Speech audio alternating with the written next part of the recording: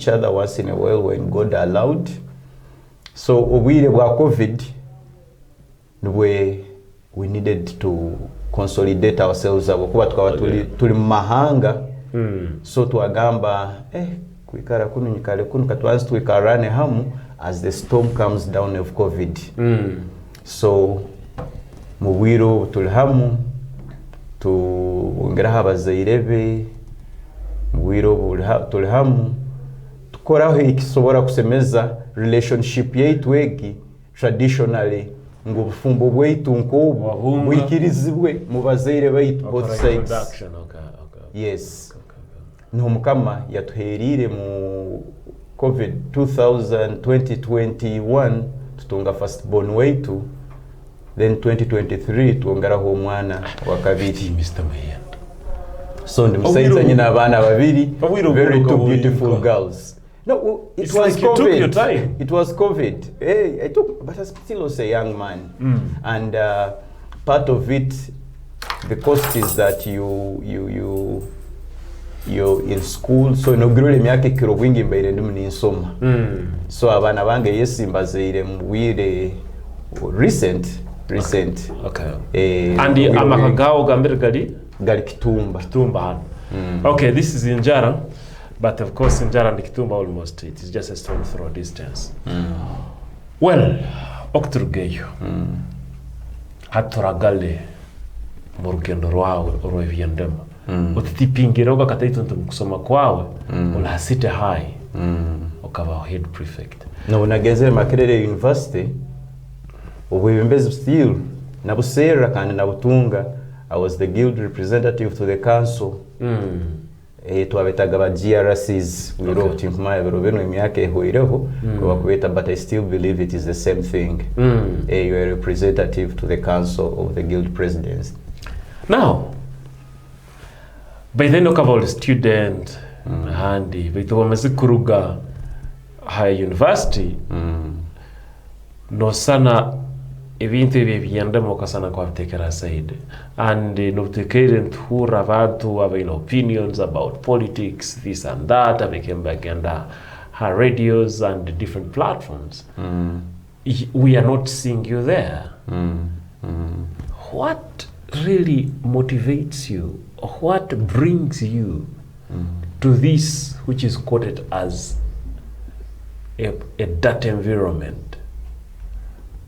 For you to come from that background of Subuzi, I believe already you are established. Very well. Already in your Kora, nobody is disturbing you. Nobody is calling on you. Why are you coming in the limelight of politics today, and mainly in the politics of Fort Portal? I'm passionate about Fort Portal. Some of my best childhood memories is in Fort Portal. And I cannot be a passive citizen of Fort Portal, no. Especially, ikitweka kino chikuzire ni kirora kinahambire kyahika betu kyasana kyanda kugarukira. And I point largely kugarukira kwetu as a leadership question. So partly that informs my decision. Silent. You have been silent. Why this time? The stagnating bit had not been there. The leadership void had not been there. There was a time when Fort Portal was one of the cleanest towns, meaning there was leadership then, right? So, nagenda kurora, there is a leadership gap. But again, ngubunu nubu obwire obunkura ngunyine kuteka hitafali in developing the nation of Uganda and Fort Portal in particular. Okay. Kanka kwera kankura ngumali nyine bitekerezo ngumali nsigikire kuho buhereza kuho bwebembezi abantu ba Fort Portal. Ningumya ngo haro abebembezi abiziro ni besimba. Haro na abebembezi abesimbira. Habwakisa zino ochuire mukwija okwihayo kuhereza abantu. Otezi otasagikira omuntu wonde. but because we are all actors in different ways. Nogira kakuba birosakira omuntu wondi kyokubera kitasobora kuhereza the best alternative other than you fronting yourself directly. It is about a vision, and visions are given individually and uniquely to each one of us. Tunukwe. What my vision or what I stand for, what I want to see Fortv become, it is personal, it is unique to me. It is a responsibility, it is a burden I want to take on myself. Okay. Ngu. Timanyirire muntu wena akusobora kushouldaringa rundi ku ankaringa ebye biroto, ebye bitekerezo, ebye bikorwa, ebye bigambo ebinyinira abantu ba Fortv Tourism City. Plus, it is a city that raised me. Okay. It is a city that I hold dear. It is a city I'm passionate about. There is a school of thought ngo abantu abamu kwesimba kyokubaire kirungi hororwe okuruga omu matembero kuruga hansi kwika haiguru twina different seats right from LOC1 na matembero agandi. How should someone trust you iwe nk'omuntu owakwija kwesimba ntebe ya Member of Parliament, Central Division? Yes. That wokubeire orabire matembero gali so that someone can build trust basing from the lower steps. How should someone trust you with this big seat?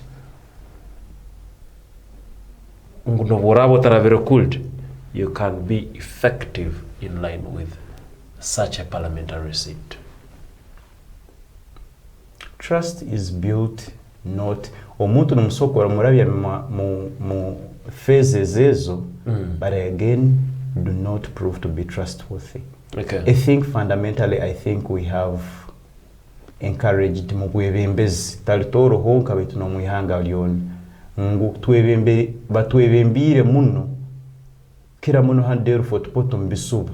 People are frustrated with leadership. People are frustrated by leaders.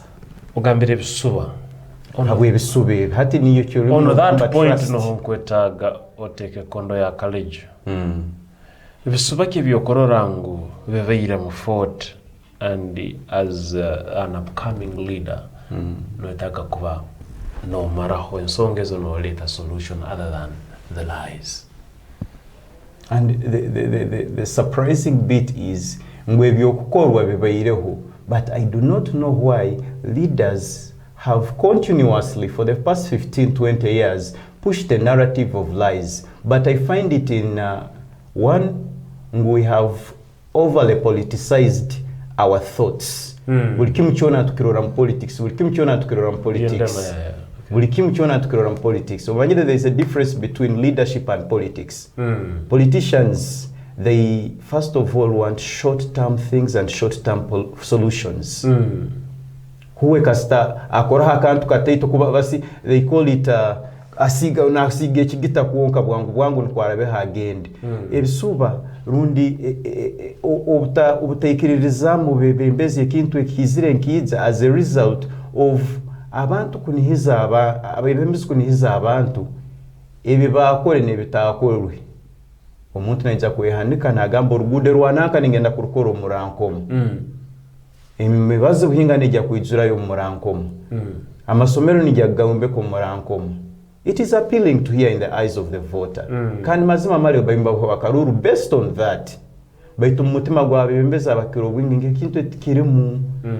Kandi tasemirire na kukiye manyiza no kibaza bokuba tunko kine ku. Okay. There are policies that guide some of those infrastructural aspects you're talking about. Okay. Tokuiza kurugayo kagamba ningenda chikora nyonko umuntu. Baitu tuine eri mentality nkisana you see there is that chiefdom mentality itubaire tuemanyirize lero itu Afrika mununa kwenda kwefuora buli kimu kyange ninza kimara. Whereas there is a government, there are procedures, there are policies that we have to follow. But the challenges, daily challenges in people's lives, zero. Esito kubaliriza, esito kuora policies, esito kwenda kumaraho, zero. Baitu habokuba ngu I think in conceptualization of those challenges, abebembezi abamu kibatungira mu buzibu tibenda kugenda yuko. Benda kugenda hambere baraletera abantu akayimukiro babarabe babatere busu bayiruke bagende. Kandi ekizibu ekibamweki bayirimbanka guzo musorome uturakwa akaruru naiwe to yiruko ugende uburoko hamiko ababibeza abantu tubabeine emu hansonga abwaki abebembezi bayiruka tubagaruka mu bantu bisuba.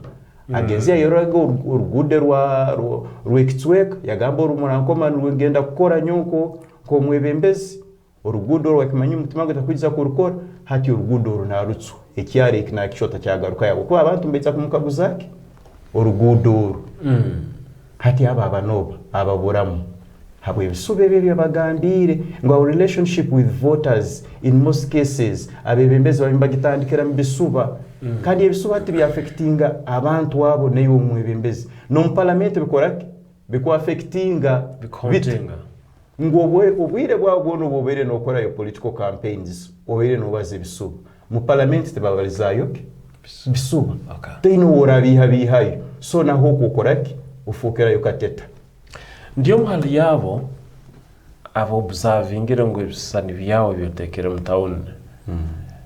They are communicating na muno tugenda mpanga catchment area no mu rubuga rwa Fortv because they differ from other posts zokuteka handi betionka specifically in Mpanga.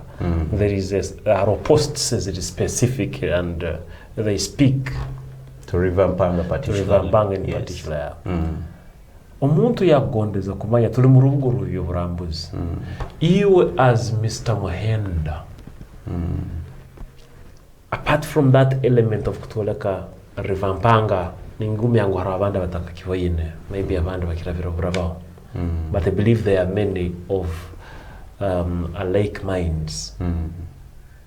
Omuntu wikumusigire kisani kyorubuga orw'ibyo burambuzi ngo mwebembeze wakwije. What are some of the areas you think that we need improvement? What are some of the areas that you think in Central Division we can tap into kuongeza msoro? What are the areas that you think ngo kiniki ekisane ekitusemerira kubaho hurudi kiroto kyawo and its practicability korango no yahukana nabebembeze abandi? So that is a question about Fortv tourism city and the tourism elements. Now, as a section, central as a section, by tourism as a component. Exactly. Nyowe otuatungira urubuga rwa Fortv tourism city and as a tourism city. First of all, I underlined the word tourism city. Ngo that is a big selling mark.